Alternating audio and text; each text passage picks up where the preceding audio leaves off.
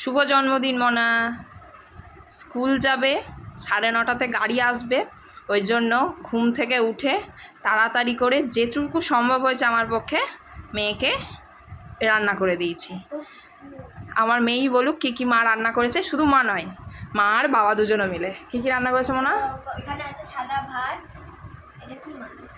Tilapia মাছ ভাজা। Tilapia মাছ ভাজা, এটা এখানে করেছে কুমড়ো ভাজা, এখানে নারকেল ভাজা, তারপর এখানে ঢেঁড়স বা ভেন্ডি, যাই হোক, ঢেঁড়স বা ভেন্ডি ভাজা, বড়ি ভাজা, পটল ভাজা, বেগুন ভাজা, আলু ভাজা, শাক ভাজা, এখানে শসা, এখানে মুরগির মাংস, এখানে হচ্ছে আমের চাটনি, এখানে পাঁপড়, এখানে পায়েস, এখানে দই, আর এখানে 5 রকমের মিষ্টি।